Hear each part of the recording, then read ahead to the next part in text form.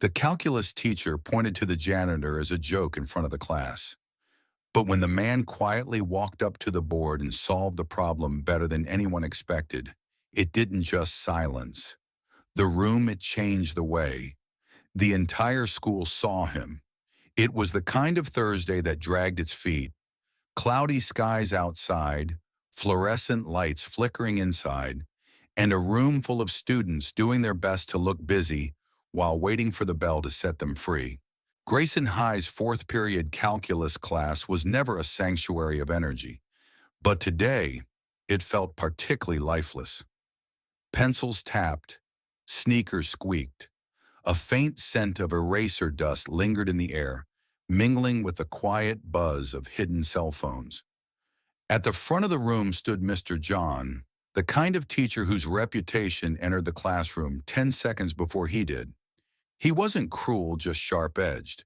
A man who believed discipline was maintained by wit as much as rules. His sarcasm was polished, his ego unshaken. His lessons were precise but rarely inspiring. To most students, he was tolerable, but never warm. He scribbled a fresh derivative across the board, eyes narrowing with mechanical focus. Behind him, the hallway stirred, a soft creak, the rhythmic drag of a mop. Without looking, John smirked. "Look who's here," he muttered loud enough for the class to hear. His voice had the bite of a dare, masked as humor. "William, what do you say? Think you can solve this one?" He tapped the board with the back of his marker, the kind of gesture that usually accompanied game shows or taunts. Laughter followed, not loud but uneasy, a ripple of amusement laced with discomfort. Some students looked toward the door, expecting the joke to end there, but it didn't. There he was, William, mid-50s, quiet, sturdy, wrapped in the green uniform of the school's custodial staff, a name stitched in white thread over his chest pocket. He stood still, holding the mop like it was a part of him. His face didn't shift. His eyes didn't blink. He just looked. It was a moment pregnant with choices. He could have smiled, shrugged, walked away. He could have matched sarcasm with sarcasm, flipped the joke, but instead he stepped forward. The laughter evaporated. John raised an eyebrow but didn't object. Maybe he expected another joke. Maybe he thought the man would fumble, freeze, and retreat. William didn't falter. "Mind if I?" he asked softly, motioning to the board. John gestured, half amused. "Be my guest." And that was when the room changed. Phones slid out of backpacks not to text, but to record. A few students leaned in. One girl whispered, "Is he serious?" William took the marker, turned to the equation. His eyes scanned it once. No frown, no squint, just stillness, like someone returning to an old melody. Then he wrote, one step, then another. Each line purposeful, measured, his hands steady, his thoughts invisible but deeply present. No show, no flair, only focus. His voice when it came was warm and low, like a teacher long forgotten by the world, but never by knowledge. This is a chain rule problem. First you find the inner function, then you clean it up. He wasn't just solving, he was teaching. The room had gone silent. The only sound was the faint squeak of marker on whiteboard. No one spoke. No one moved. Even John was frozen. His arms crossed, eyes fixed on the board, jaw slowly tightening. When William finished, he placed the marker down, stepped back, and looked at the board with the calm of someone who had done this 1,000 times in a life he no longer lived. "That's one way to do it," he said quietly. He turned, walked out, picked up his mop. Not a single boast. No need. And yet something in the air had shifted. Like someone had opened a door none of them knew existed. The moment he disappeared down the hallway, there was a pause. A long, profound pause. Then came the whisper from the front row, from a boy who usually kept to himself. Did he just do all that in his head? A murmur followed, a kind of collective awakening. And at the front of the class, John, so used to control, to knowing more than anyone else in the room, stood speechless. He had turned a man into a joke, but that man had just turned silence into reverence. The classroom remained quiet long after William walked out. No one said it, but everyone felt it, that something unexplainable had just happened. Like watching a shadow suddenly hold light. Like hearing a truth you didn't know you were missing. John turned back toward the board, but the words there no longer felt like his. The equation had been solved, thoroughly, cleanly, even gracefully. It was the kind of solution that didn't just show understanding, it taught it. He glanced once more at the last line William had written. His own lesson plan now felt unnecessary. He opened his mouth, but for the first time in years, there was nothing to say. Across the room, a student slowly raised his hand. It was Daniel, always quiet, sharp but cautious, the kind of kid who never interrupted. He spoke without waiting to be called on. Mr. John. He did that in his head, didn't he? John hesitated, jaw slightly clenched. He got the right answer, he said, tone flat. But the weight of that truth hung heavy. This wasn't just about the answer. It was about how it was delivered, and who had delivered it. The bell rang, but no one jumped. No backpack zipped. The class filtered out slowly, minds still stuck in that moment. And just like that, the storm began. By lunch, whispers had taken over the cafeteria. Not rumors, reverent retellings. Someone had filmed it. Of course they had. The angle was shaky, the lighting poor, but it didn't matter. The caption read, "Our janitor just smoked the calculus teacher." Students huddled over screens, watching William's hands move across the board, replaying the calm in his voice as he broke down concepts most of them had struggled with all semester. Some laughed in disbelief, others stared, stunned. But everyone felt it. Something important had just been revealed, and it had nothing to do with viral fame. In the teacher's lounge, the energy shifted too. Miss Harrow, the English teacher, watched the clip on a student's phone during a study hall. "He didn't even pause," she whispered, astonished. Miss Yates from chemistry chimed in, eyes wide. "He used the chain rule like it was second nature and explained it better than the textbooks." In the corner, John sat at his usual table, papers in front of him, red pen uncapped, but unmoving. He pretended not to hear, but the echo of William's quiet brilliance was everywhere. By the end of the day, the principal, Enda, had received 5 emails about the video, 2 from parents, 3 from other teachers. No complaints, no outrage, only one question. Do we know anything about William? The truth was, no one really did. He showed up early, stayed late, fixed what was broken, cleaned what was missed. He was polite, consistent, invisible. But now the question that lingered wasn't just, who is he? It was, why is someone like him not in a classroom?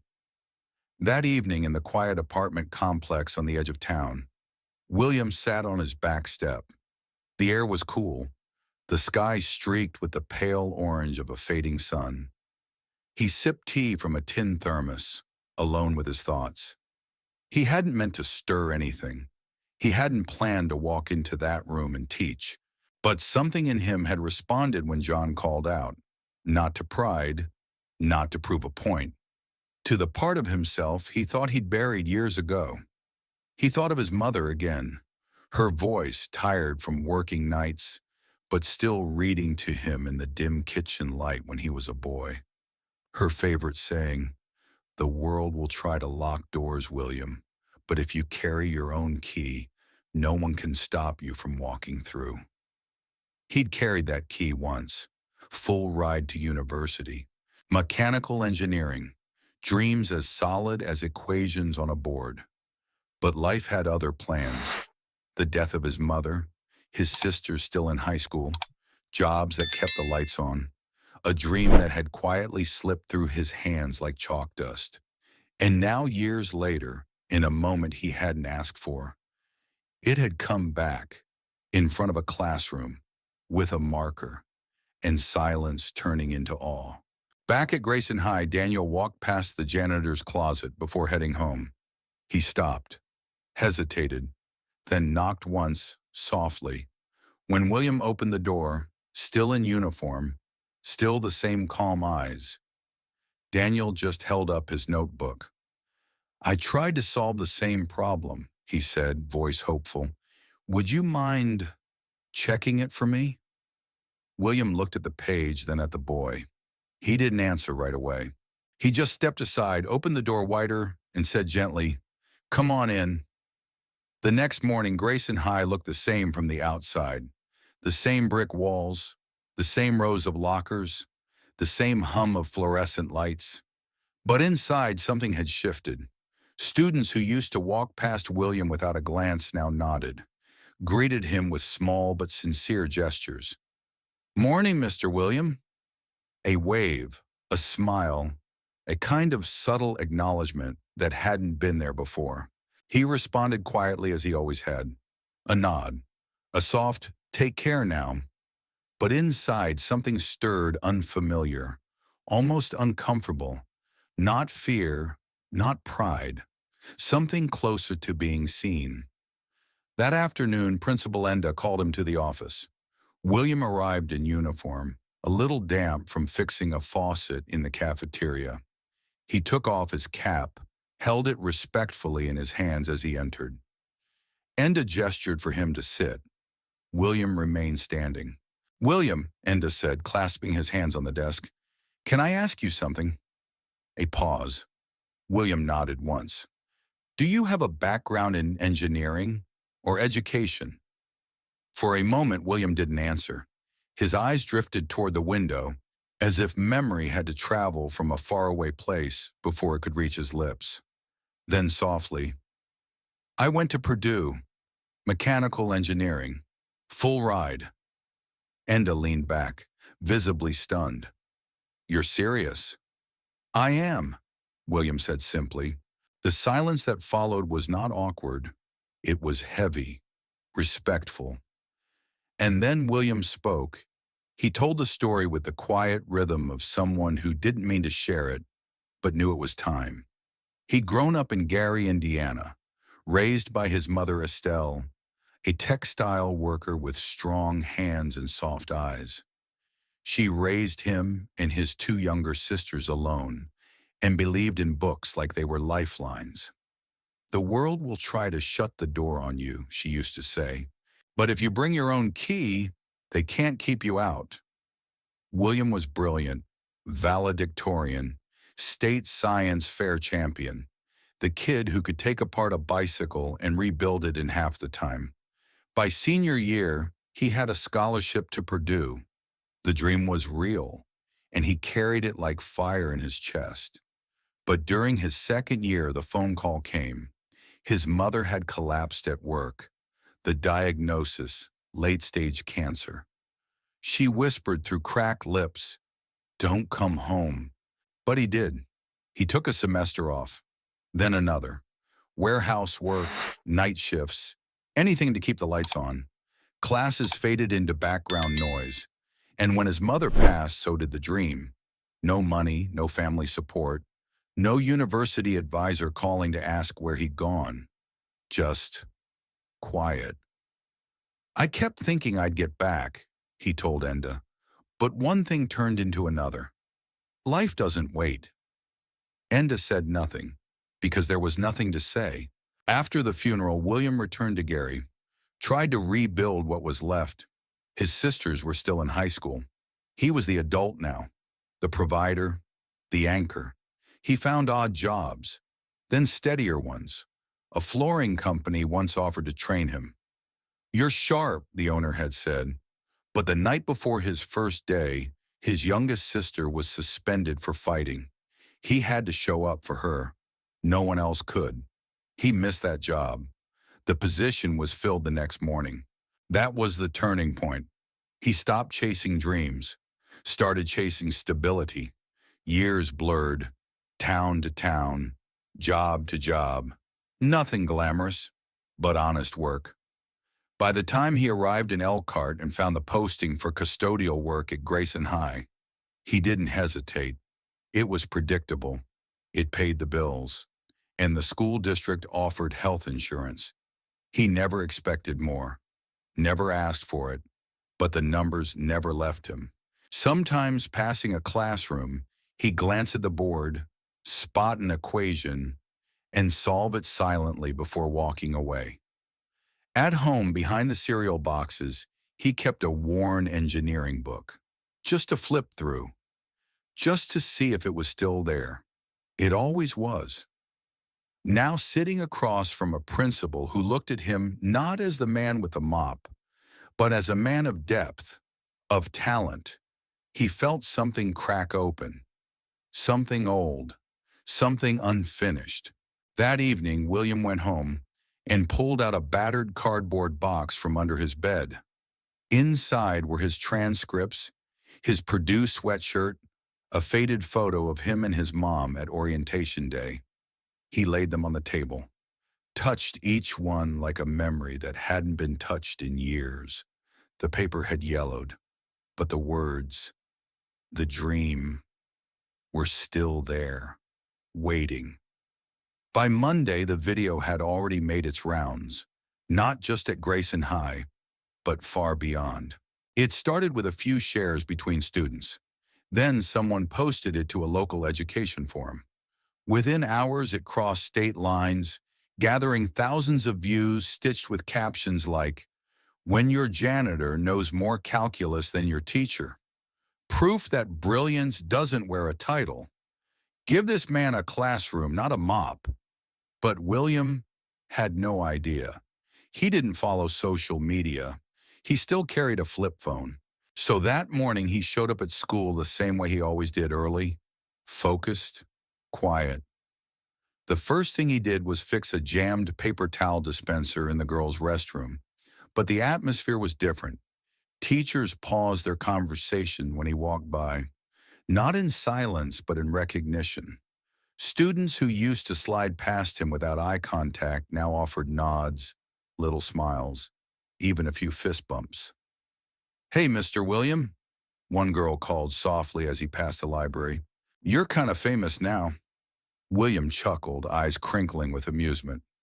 "Don't believe everything you read," he replied gently. But as he turned the corner, Daniel stood waiting with two other students.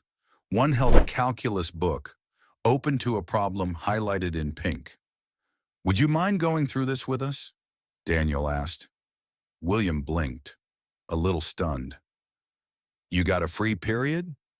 "We made time," Daniel replied, matter of fact. And just like that, in the middle of a hallway, lined with lockers and old science fair posters, William sat cross-legged on the floor. Three students gathered around him. He walked them through a multivariable problem, line by line, stroke by stroke. No performance, no grandstanding. Just patience and presence. Someone filmed that too. But William never noticed. He was too busy making the concept click. In the front office, Principal Enda was on the phone with the school board. "Yes, that's correct," he said calmly. "William Dorsey, 6 years with us. No, he's not faculty. He's custodial staff." He paused, listening. "Well, I wouldn't call it unorthodox," Enda replied. "I'd call it overlooked." Meanwhile, in the teacher's lounge, the silence around William's name was louder than ever, especially from John. The same teacher who once mocked him at the board now flipped his laptop closed when shown the viral clip. No comment, no curiosity, just tension. He'd always believed in control, classroom authority, the hierarchy of who teaches and who listens. But now his students were seeking answers elsewhere, and that truth stung. That week, something beautiful began to grow. Students started calling it William's Corner. It wasn't a program, it wasn't official, it wasn't scheduled. It was just a quiet place, sometimes a hallway, sometimes a spare table in the library, where students would sit with notebooks and questions, and William would sit with them, not above, beside. He didn't teach with ego, he taught with presence. Daniel became a regular. So did Tasha, who used to avoid math entirely. So did Isaiah, who once nearly failed algebra, but now solved quadratics with confidence. It spread not because it was required, but because it was real. But not everyone welcomed the shift. One afternoon, Enda received an anonymous email. Is it appropriate for a janitor to tutor students in an academic setting? Has he been certified? Is this approved by the board? Enda didn't flinch. He replied simply, William is an employee of this district. He's done nothing wrong, and he's making a difference. He never told William about the message. He didn't need to. Still, William felt it.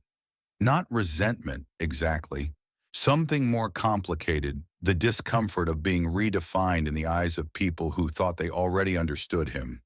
He kept his head down, did his job, but during breaks he started carrying a small black binder filled with worksheets, practice problems, notes he scribbled in the back corner of the cafeteria, just in case a student stopped him, and they always did. One day Carly, the girl who filmed the original video, stopped him by the vending machines. Mr. William, she asked, did you ever want to be a teacher? He paused, looked at her with a soft smile. I wanted to build things, and he said, teach later maybe, but life had other ideas. She handed him a brand new mechanical pencil, still in its wrapper. Well, she replied, I think you're doing both now. And for the first time in years, William Dorsey felt something he hadn't dared feel since the day he left Purdue. Purpose, not in a lecture hall, not on some, but in the eyes of students learning to believe in themselves because someone believed in them first. For all the students who now stopped William in the hallway, who asked him to explain equations or review homework before first period, there were others who didn't say a word. Not out of indifference, but because they didn't know what to do with the truth they'd seen, and John was one of them. Since the day William solved the calculus problem, John had been quieter. His lectures sharper, shorter. He no longer cracked his usual dry jokes. He didn't call on students randomly, and he avoided any mention of the chain rule, the very concept William had solved with such quiet elegance. Students noticed the shift. They whispered in the back rows. They shared glances. And in the teacher's lounge, the silence around William's name was starting to feel calculated. The day after the tutoring session went viral again on a statewide education blog, John received an email from a parent. There was no subject line, just a link to the video and 7 words. Thought you'd want to see this. John didn't click. He didn't need to. He'd seen enough in real time to know exactly what the world was seeing now. And deep down, he hated that it still stung. Not because William was smarter, but because William had reached them, the students, in a way he couldn't. He hadn't lost control of the classroom. He had lost their attention, and that was a harder thing to admit. Meanwhile, William kept showing up. He didn't gloat, didn't speak out, didn't change his routine. He still polished floors, refilled soap dispensers, scribbled formulas in his little black binder while eating a quiet lunch in the cafeteria's farthest corner. But his presence began to mean something more. To Daniel, he was more than a tutor, he was a mentor. To Tasha, he was the first person who'd ever explained math without making her feel stupid. To Isaiah, he was living proof that your story didn't have to end where it stalled. And to the rest of the school, he became a symbol they hadn't asked for, but now couldn't ignore. One afternoon, Enda called William into the office again. There was a new proposal on the table, a pilot program, an official after-school enrichment class under William's guidance. Voluntary small group, funded by the board. No grades, just learning. You'd be paid, of course, Enda added. It's not about replacing your job, just expanding your role. William hesitated. I haven't taught in a long time, he said. You haven't stopped knowing, Enda replied.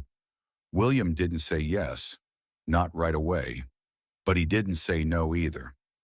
He went home that night, pulled the black binder from his bag, and began reorganizing his notes, just in case. The more visible William became, the more John withdrew. He never criticized him outright, but his tone was shorter in department meetings. His glances toward William, if any, were fleeting. And when another teacher mentioned the growing number of students flocking to Dorsey's corner, John merely said, "It's good they're interested in math. Let's just make sure we don't blur the line between inspiration and instruction." It sounded civil, reasonable even, but everyone heard the edge beneath it, and Enda didn't let it pass. He called John into his office the next morning. I know this isn't easy, Enda said, but William didn't embarrass you. He inspired them. That's something we should all be learning from. John stared at the window, his jaw clenched. He's not qualified, he muttered. He's educated, and more importantly, he's reaching them. There was no rebuttal, not really, just silence. William, for his part, never asked for anything more. He didn't want titles, didn't want status. But when Enda offered him a modest stipend to continue the sessions and provide materials for the students, he accepted, not for the money, but because it felt right. He started printing worksheets, slipping them into folders he'd leave in the library before school. He kept a list of the students who showed up most often, not for records, just to track who was growing. And during his breaks, he'd sometimes walk past John's classroom, not out of pride, just curiosity. Because in all this change, part of him still wondered if the man who first called him to the board, sarcastically, yes, but unknowingly opening a door, might eventually walk through his own. One afternoon, as William packed up his binder after a tutoring session, Daniel leaned in and said, "He still hasn't said anything to you, has he?" William looked at the boy, smiled. "No need," he replied. And as he zipped his bag and walked out, the hallway lights flickering above him, he carried something more powerful than vindication. He carried peace, the kind that doesn't come from being right, but from doing what's right and letting that speak louder than anything else. The tutoring session started like any other. It was Thursday afternoon. The library was dim and quiet, lit by late-day sunlight spilling in through tall windows. A few tables were scattered with open textbooks and scratch paper. Students leaned in, eyes narrowed, pencils tapping, faces lit with something rare in math curiosity.